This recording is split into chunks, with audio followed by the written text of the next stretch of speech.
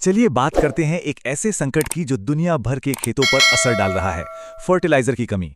और देखते हैं कि भारत के लिए इसका क्या मतलब है। इसका जवाब छिपा है एक बहुत ही नाजुक ग्लोबल सप्लाई चेन में, जिस पर अब चारों तरफ से दबाव पड़ रहा है।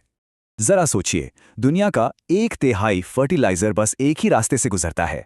अब अगर वो रास्ता बंद हो जाए तो? ये कोई एक प्रॉब्लम नहीं है, ये घटनाओं की पूरी एक सीरीज है। ड्रोन अटैक, एक्सपोर्ट बैन, जो मिलकर एक बड़ा संकट बना रही हैं।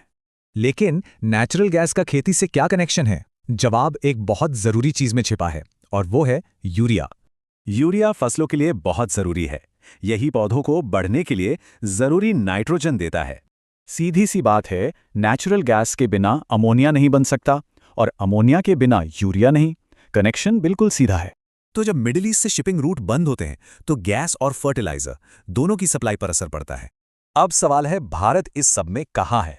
तो देखिए, भारत फर्टिलाइजर का एक बड़ा प्रोड्यूसर भी है और कंज्यूमर भी। मतलब हम बनाते तो बहुत हैं, पर हमारी जरूरत उससे भी ज्यादा है, और यहीं से इंपोर्ट गैप बनता है।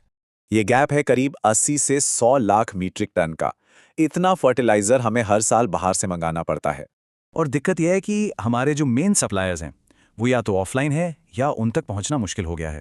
और ये खतरा सीधे सीधे आने वाले खरीफ सीजन पर है, मतलब चावल जैसी फसलों पर, जिन्हें नाइट्रोजन सबसे ज्यादा चाहिए।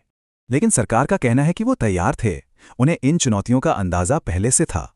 ऑफिशियल स्टेटमेंट के मुताबिक आगे के महीनों के लिए सप्लाई पक्की करने के लिए कदम पहले ही उठा लिए गए थे।